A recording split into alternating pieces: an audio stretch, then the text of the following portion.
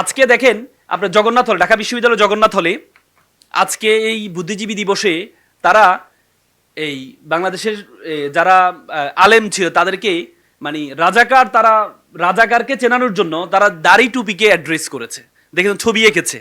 এটা কিন্তু এখন শুরু হয়নি, এটা আওয়ামী লীগ যখন ক্ষমতা আসার পর থেকে শুরু হয়েছে। হেফাজত ইসলাম কেন প্রতিষ্ঠা হয়েছে? শাহবাগে গণজাগরণ মঞ্চের নামে তারা ইসলামকে, আমাদের নবীকে এবং ইসলামকে তারা একটা ভয়ঙ্কর রূপ ধারণ দিয়েছে। তখনই কিন্তু ইসলাম প্রিয় মানুষ হেফাজত ইসলাম প্রতিষ্ঠা করেছে। আজকে সেম কাজটা শুরু হয়েছে। আমরা বলেছি কথিত স্বৈর শাসক চলে গিয়েছে, স্বৈর শাসক চলে গেছে, কিন্তু নতুন স্বৈর শাসকের উদ্ভব হচ্ছে। না হলে দেখেন, আপনি দেখেন রাজাকারের দিকে যদি আপনি তাকান, রাজাকার ছিল একটা মিনি বাহিনী, একটা মিনি সামরিক বাহিনী। তাদের পোশাক ছিল, আমি আপনাদের শত শত ছবি দেখাইতে পারবো, তখনকার ভিডিওগ্রাফি দেখাইতে পারবো।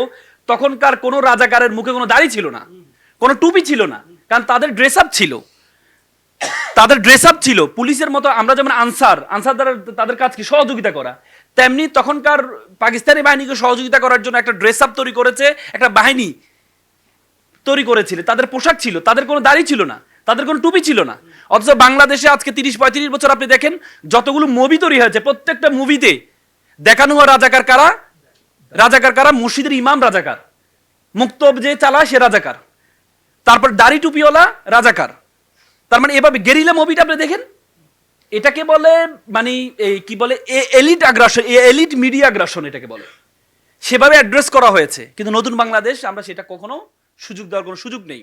আপনি আমার ইসলাম, আমার নবী, এদেরকে যদি আপনি তুচ্ছ তাচ্ছিল্য করেন, এদেরকে যদি আপনি তুচ্ছ, আপনি দেখেন এই কি বলে বাউল, বাউল না, এ বাউল যারা, বাউল তো এদের তো কোনো ধর্ম নেই।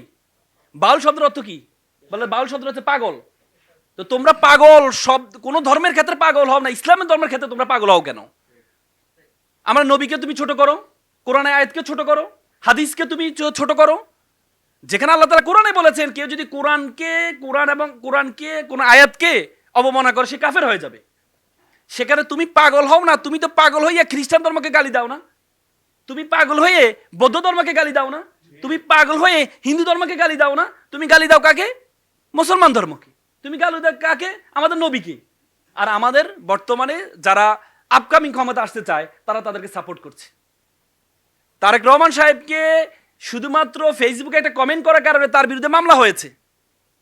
তারেক রহমান সাহেবকে অবমাননা করলে যদি মামলা হয়, তাহলে আমার নবী, আমার খোদাকে যদি অপমান করে তাহলে তার বিরুদ্ধে মামলা হবে, আর আপনারা তাদের পক্ষে নিবেন? এ বাংলাদেশ আমরা চাই না, এ বাংলাদেশ আমরা চাই না। আমরা সংস্কৃতিকে সম্মান করি। যারা ইসলামকে ওন করে তারা সংস্কৃতির সম্মান করে। ইসলামকে তারা এমনভাবে অ্যাড্রেস করে বলা হয় তাকে ইসলামটা হচ্ছে কি? তো ইসলামে কোনো রাজনীতি নেই। ইসলামে যদি রাজনীতি না হয় তাহলে আপনি কেন বলেন মদিনার সনদ, মদিনার ইসলাম চাই? তাহলে মদিনা কি ইসলামী স্টেট ছিল না? আল্লাহ রাসূলকে সেই স্টেটের প্রধান ছিল না? মদিনা সনদ কি কনস্টিটিউশন ছিল না? পৃথিবীর ইতিহাসে প্রথম কনস্টিটিউশন ছিল মদিনা সনদ, প্রথম কনস্টিটিউশন ছিল। এবং রাষ্ট্রনায়ক প্রধান ছিল কে? পৃথিবীর ইতিহাসে সেরা মানব হযরত মুহাম্মদ মুস্তাফা সাল্লাল্লাহু আলাইহি সাল্লাম। ইনি সেরা মানব, এটাকে আমরা বলছি, শুধু আমরা বলি নাই। মাইকেল এচ হার্ট, তিনি একজন খ্রিস্টান লেখক, আমেরিকান খ্রিস্টান লেখক। তিনি একটা বই লিখেছেন 100 influential person history of the world. পৃথিবীর ইতিহাসে যারা মানব সভ্যতার ইতিহাসে প্রভাব ফেলেছেন এমন 100 জন নিয়ে উনি একটা বই লিখেছেন। উনি খ্রিস্টান, তার প্রথমে রেখেছেন। উনি সিরিয়াল করেছেন এভাবে ইম্প্যাক্টের দিক থেকে কার সবচেয়ে বেশি বড় ইম্প্যাক্ট আছে তাকে উনি সিরিয়ালে প্রথমে রেখেছেন আমাদের নবী হযরত মুহাম্মদ মুস্তাফা সাল্লাল্লাহু আলাইহি সাল্লামকে। সেকেন্ড রেখেছেন নিউটনকে, দ্বিতীয় রেখেছেন নিউটনকে। অথচ নিউটনের আপনি কয়টা উক্তি পাবেন? তার 100টা উক্তি পাবেন, 1000 উক্তি পাবেন। আর আমাদের নবীর পৃথিবীর ইতিহাসে একমাত্র মানুষ যে কিভাবে হেসেছেন, যে কিভাবে কেঁদেছেন, যে কিভাবে ঘুমিয়েছেন, যে কিভাবে স্ত্রীর সাথে কথা বলেছেন, সে কিভাবে গরিবের সাথে কথা বলেছেন, শিশুর সাথে কথা বলেছেন। আমি ওই দিন একটা হাদিস পড়ে অবাক হয়ে গিয়েছিলাম।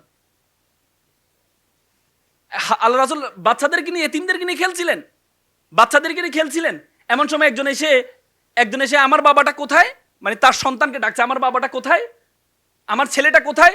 আল্লাহ রাসূল বলছে তুমি এভাবে আমার ছেলে বলবা না। বলে কি কেন ইয়া রাসূলুল্লাহ? বলে তুমি যদি আমার ছেলে বলো এখানে এতিম আছে, তারা কষ্ট পাবে, তাদের বাবা নেই। কি নবী ছিল এটা? কি নবী ছিল? যে একটা এতিমের চিন্তা করতেন, এতিমটা কেমন ছিল, এতিমের চিন্তা করতেন। যে রাসূল বলছেন মান লাইসা মাল্লাম ইউরহামা সগিনা ওয়ালাম ইউকরু কাবীরানা ওয়া লাইসা মিন্না, তুমি আমার উম্মত নয় যদি বড়দেরকে শ্রদ্ধা না করো, ছোটদেরকে স্তব না করো। It's a religion, it's a religion.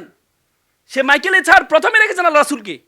আল্লাহ রাসূল, ইমাম বুখারী, আমার যাওয়ার সুযোগ হয়েছে বোখারা শহর, উজবেকিস্তানে বোখারা শহরে আমার যাওয়া শুরু হয়েছে। ইমাম বুখারী 6 লক্ষ হাদিস বর্ণনা করেছে, 6 লক্ষ। তো সে নবী সম্বন্ধে, এবং মাইকেল এছাড় বলেছেন he is the only one person, he is successful not only religious life as well as the secular life.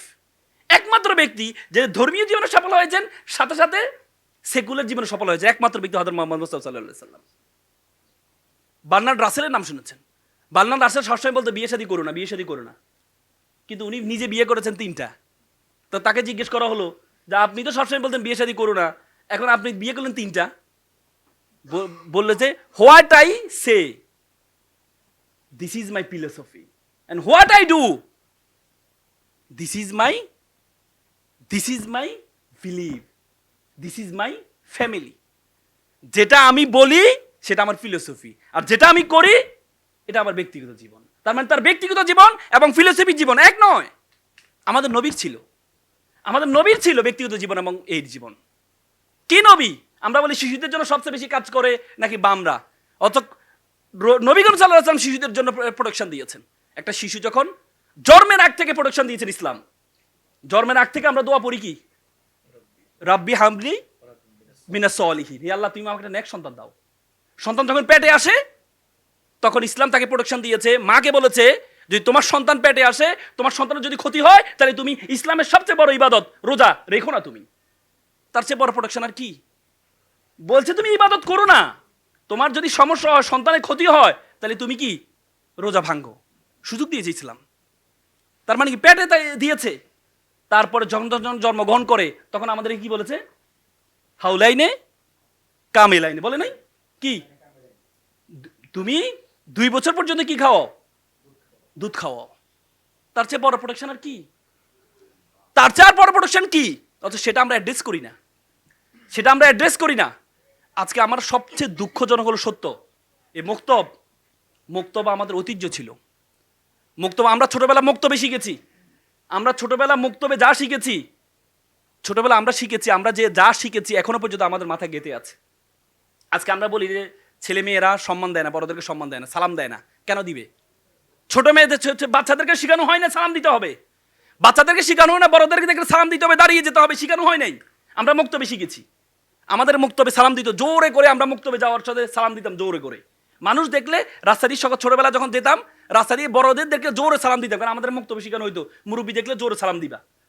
আর এখন বলি যে বড়রা এরা আমাদেরকে সম্মান দেয় না। কেন সম্মান দিবে?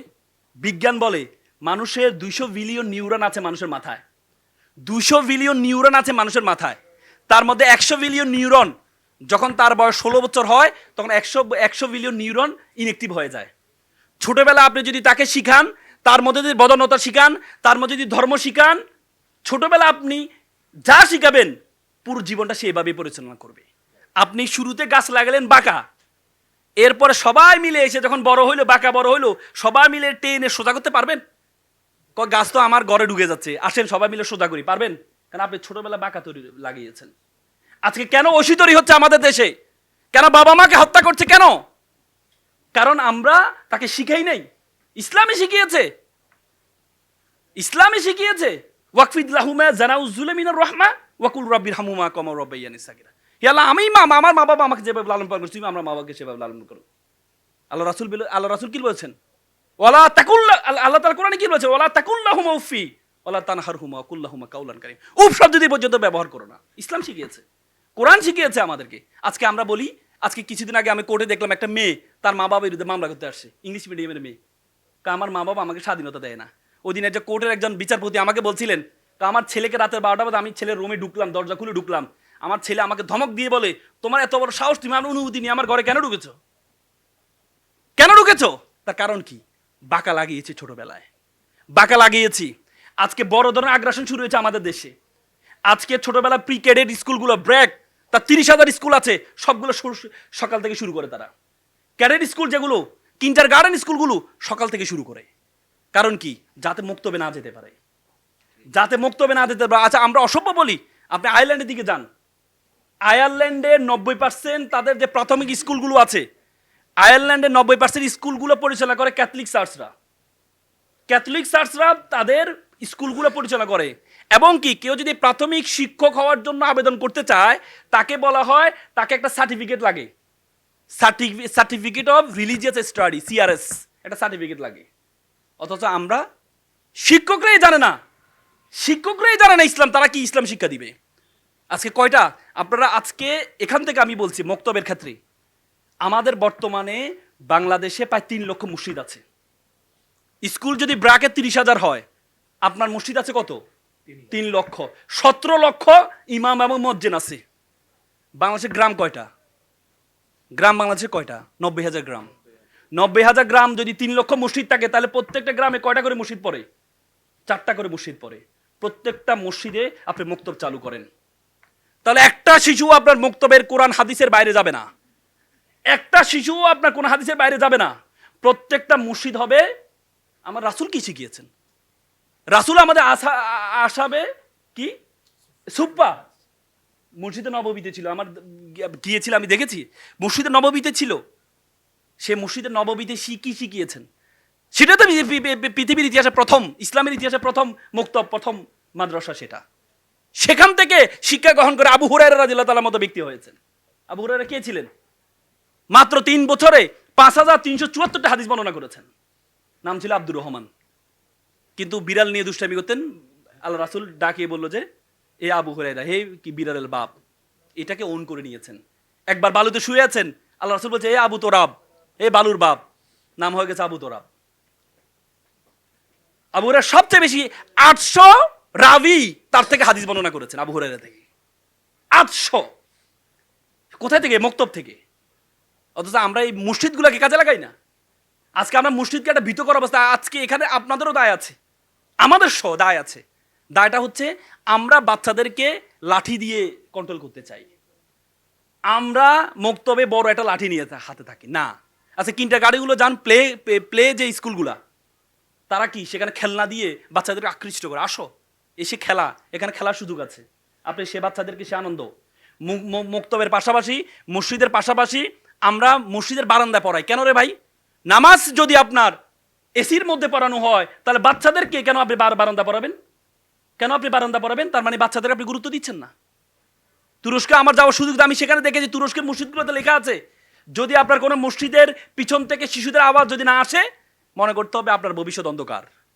আজকে আমরা বাচ্চারা যদি দুষ্টামি করে, পিছন থেকে বাচ্চাদেরকে আমরা মেরে মসজিদে বের করে দিই, এই চিৎকার দিয়ে জোরে জোরে ধমক মারি না। আজকে মক্তবগুলাকে এত সুন্দর করতে হবে, খেলনা রাখতে হবে সেখানে। বাচ্চারা শুরুতে সকালে এসে খেলাধুলা করবে, সকালে এসে খেলাধুলা করবে, তারপরে তাকে মক্তবের কোরআন পড়ানো হবে, তাকে হাদিস পড়ানো হবে। যদি সেটা করা না যায়, যদি সেটা না করা না যায়, তাহলে ভবিষ্যৎ আর বড় ধরনের আগ্রাসন আমাদের জন্য অপেক্ষা করছে। আজকে যত শত শত স্কুলগুলো আছে, আপনি স্কুলগুলো দেখেন, আপনি স্কুলগুলো দেখেন, কত শত শত স্কুল, কয়টা মাদ্রাসা। আপনি মাদ্রাসা দিয়ে সবসময় কোন হাদিস শিখাতে চান কেন? আপনাকে মক্তব দিয়ে শুরু করতে হবে। প্রত্যেকটা গ্রামে যদি 4টা মসজিদ থাকে, 4টা থেকে, আজকে দেখেন আপনি প্রি ক্যাডেট স্কুল যেগুলো আছে, ইংলিশ মিডিয়াম স্কুলগুলো আছে, ব্রাক আছে, তারা প্রত্যেকটা ঘরে ঘরে যায় তাদেরকে গুরুত্ব শেখায়, আসো তোমরা আমার স্কুলে ভর্তি হও। কেন? কোনো ইমামকে আপনি দেখেছেন, কোনো মুয়াজ্জিনকে আপনি দেখেছেন ঘরে ঘরে যেতে, যে আসেন আপনার ছেলেকে মুক্তবে পড়ান, যেতে দেখেছেন? না। আমরা মনে করি আমরা বসে থাকবো, সবাই আসবে না। এটা কাউমি মাদ্রাসা না, আপনি বসে থাকবেন, সবাই আপনার কাছে আসবে, আপনাকে যেতে হবে। যদি শিশুদের ভবিষ্যৎকে ভালো করতে হয়, তাহলে আমাদেরকে যেতে হবে, প্রত্যেককে, আমি সো ইনক্লুডিং মি, যেতে হবে, গিয়ে গুরুত্ব বুঝাইতে হবে, মা বাবাকে বুঝাইতে হবে। মনে রাখবেন, কোন মসজিদের ইমাম, আজকে বাংলাদেশে বৃদ্ধাশ্রম বেড়ে যাচ্ছে, কোন মসজিদের ইমামের মা বাবা বৃদ্ধাশ্রমে নেই, তা আপনাকে বুঝাইতে হবে। কোন মাওলানার মা বাবা বৃদ্ধাশ্রমে নেই, আপনাকে বুঝাইতে হবে। আপনি যদি সন্তানকে শুরুতে কোরআন হাদিস শিক্ষা না দেন, তাহলে আপনার জন্য বৃদ্ধাশ্রম অপেক্ষা করছে। সে মোটিভেশন দেন, আপনি গিয়ে প্রত্যেকটা ঘরে ঘরে যান, গিয়ে তাদেরকে মুক্তমুখী করেন। আপনারা বলে আমরা অর্থ সংকটের দিকে তাকাবেন না। অর্থের সংকট আল্লাহ ব্যবস্থা করে দিবে আপনাদেরকে। বাংলাদেশে অনেক বিত্তমান লোক আছে, আপনারা শুধু উদ্যোগ গ্রহণ করেন। আপনারা 1 বছরে একটা ঘোষণা দেন।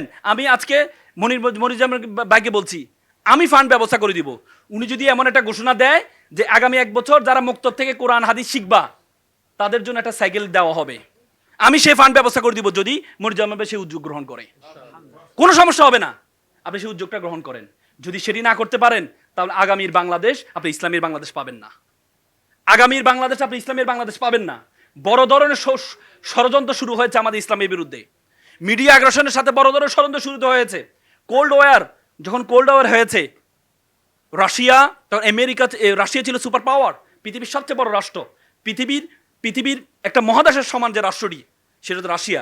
রাশিয়াকে হারিয়ে যখন আমেরিকা জয়লাভ করলো, তখন তার আমেরিকার একজন এই দার্শনিক ছিলেন হান্টিংটন, তার একটা বই আছে আপনারা পড়বেন, ক্লাশ অফ সিভিলাইজেশন। তিনি সবাই আনন্দ করছে রাশিয়াকে হারিয়েছি, তিনি মন খারাপ করে বসে আছেন। সবাই বলে আপনার মন খারাপ কেন? তিনি বলছে আমার মন খারাপ কারণ আমাদের সভ্যতার পতন হবে, আমেরিকার পতন, আমাদের পতন হবে। আমরা পৃথিবীর সবচেয়ে বড় রাষ্ট্রকে পরাজিত করছি, আমাদের পতন হবে। বলছে ইয়েস, আপনাদের পতন হবে। কিভাবে কিভাবে আমাদের পতন হবে? কিভাবে আমাদের পতন হবে? বলে যে আপনাদের পতন হবে মুসলিম যুবকদের হাতে। তখন আমেরিকা শুরু করলো, যদি মুসলিম যুবকদের হাতে যদি আমাদের পতন হয় তাহলে এই যুবককে ধ্বংস করে দিতে হবে। এই যুবককে ধ্বংস করে তারা দুইটা পলিসি গ্রহণ করে। এক হচ্ছে কাটা দিয়ে কাটা ফোয়া, ইসলাম দিয়ে ইসলামকে ধ্বংস করা, ইসলাম দিয়ে ইসলামকে ধ্বংস করা। আরেকটি হচ্ছে যুব সমাজের নৈতিকতা নষ্ট করে দিতে হবে। নৈতিকতা নষ্ট করার জন্য ইন্টারনেটকে অ্যাভেলেবেল করে দিতে হবে। তারা আমাদের হাতে ইন্টারনেটকে অ্যাভেলেবেল করে দিয়েছে। কেউ যদি ইন্টারনেটে পর্নোগ্রাফিতে আসক্ত থাকে সে কখনো কোরআন হাদিস পড়বে না। আপনি দেখেন পর্নোগ্রাফির পর্ন যতগুলো সাইট আছে, সবচেয়ে বেশি ব্রাউজিং করা হচ্ছে মুসলিম রাষ্ট্রগুলো। তার মধ্যে প্রথম হচ্ছে পাকিস্তান, দ্বিতীয় হচ্ছে বাংলাদেশ পর্নোগ্রাফির সাইটগুলোতে ব্রাউজিং এর ক্ষেত্রে। তার মানে তাদের যে পলিসি যে এদের নৈতিকতা ধ্বংস করে দিতে হবে। যদি এদের নৈতিকতা ধ্বংস করে দেওয়া যায় তাহলে এরা কি করবে না? এরা কোরআন হাদিসের দিকে ঝুঁকবে না। আরেকটি হচ্ছে কাটা দিয়ে কাটা ফোয়া, মানে ইসলাম দিয়ে ইসলামকে ধ্বংস করা। আপনি দেখেন না, এক আলেম আরেক আলেমের পিছনে লেগেছিল এতদিন পর্যন্ত। আলহামদুলিল্লাহ এখন এটা সুন্দর হয়েছে, আমাদের মধ্যে একটা ঐক্য হয়েছে। এক আলেম আরেক আলেমের বিরুদ্ধে, দলিন নাকি জোয়াল্লিন, কোথায় হাত বাঁধে কোথায় এ বাঁধে, এটা নিয়ে না। বামদের মধ্যে আমি অনৈক্য কখনো দেখবেন না, অথচ আমাদের আলেমদের মধ্যে আমরা যত অনৈক্য। ভুলের ঊর্ধ্বে কেউ নয়, ভুলের ঊর্ধ্বে কেউ নয়। যদি ভুলের ঊর্ধ্বে যদি সকলে সমান হইতো তাহলে 4টা মাযহাব হইতো না। 4টা মাযহাব প্রত্যেকটাই সত্য। কেন হয়েছে? আমাদের মধ্যে চিন্তার ভিন্নতা থাকবে। ইউনিটি ইন ডাইভার্সিটি, বৈচিত্র্যের মধ্যে ঐক্য। আপনাকে আমি আপনার ভালোটা আমি অন করব, আমার খারাপটা দরকার নেই, আপনার ভালোটা অন, প্রত্যেকের ভালোটা অন করে আমরা ঐক্য করতে পারি। এই ঐক্য করলে তারা যে কাটা দিয়ে কাটা ফোয়া সে ধ্বংস সেটা করতে পারবে না। এজন্য আজকের এই যে সুন্দর আয়োজন, আমি খুব চমৎকৃত হয়েছে। মনিরুজ্জামান ভাই, নাম মনির মানি তো হচ্ছে লাইটিং, একটা ল্যাম্প, একটা প্রজ্বলিত আলো।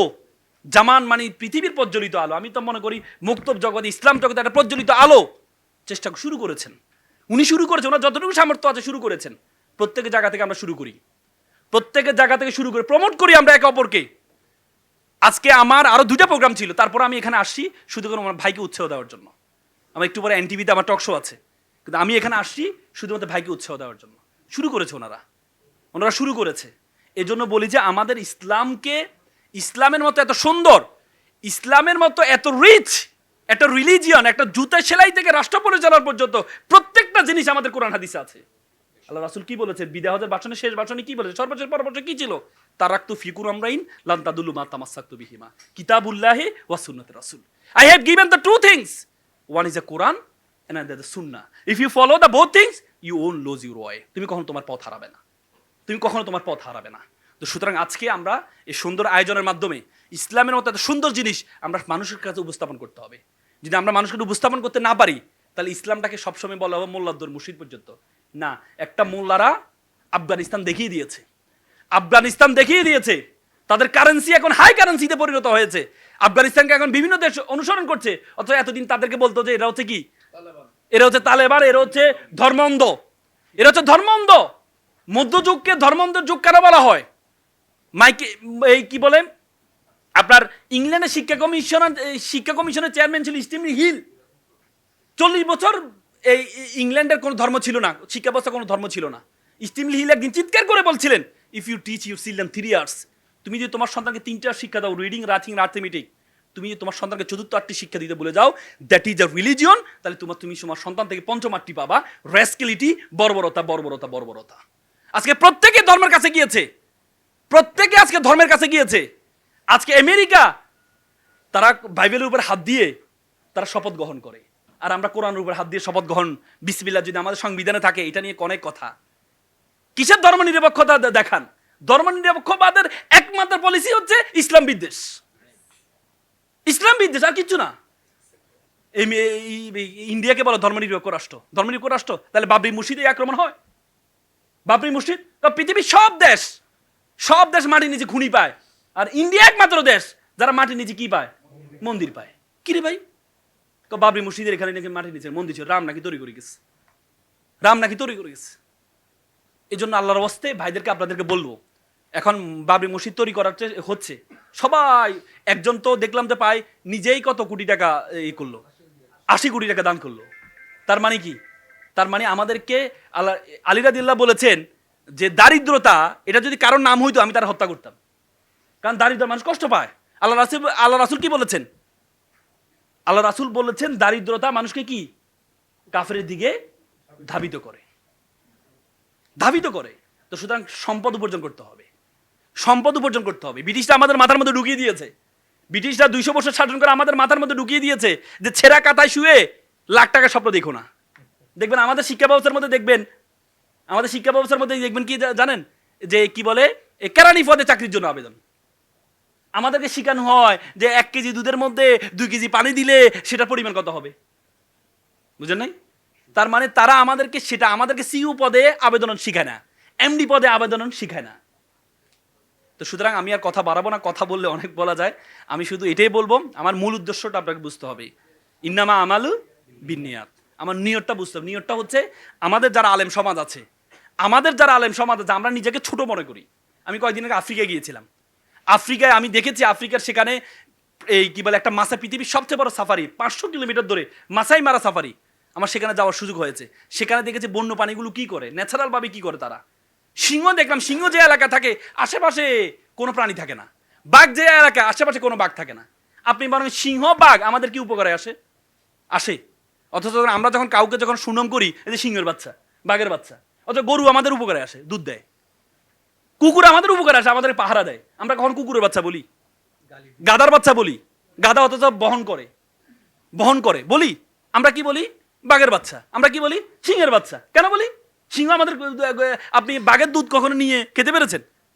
হ্যাঁ, কিন্তু গরু তো আপনাকে দুধ দেয়, কিন্তু গরুর বাচ্চা বলে তো আপনি রাগ করেন, বাঘের বাচ্চা বলে আপনি রাগ করেন না কেন? কারণ সিংহ মনে করে, সিংহ একটা আওয়াজ দিলে 1.5 কিলোমিটার পর্যন্ত শোনা যায়। সিংহ নিজেকে রাজা মনে করে, এই জন্য রাজা। আজকে আলেমদেরকে রাজা মনে করতে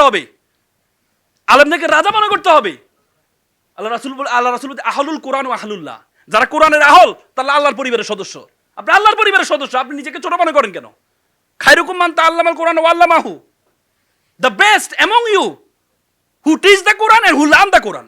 যে কোরআন শিক্ষা দেয় এবং যে কোরআন শিক্ষা অর্জন করে, সে হচ্ছে আল্লাহ রাসূল বলছে, সে হচ্ছে কি বেস্ট ওয়ান। আর আমরা নিজেকে ছোট মনে করি। এই জন্য আমরা আলেমদেরকে বড়ভাবে নিয়ে আগাইতে হবে। সুতরাং আর কথা বাড়াবো না, সকলে ভালো থাকবেন, সুস্থ থাকবেন। আসসালামু আলাইকুম ওয়া রাহমাতুল্লাহ।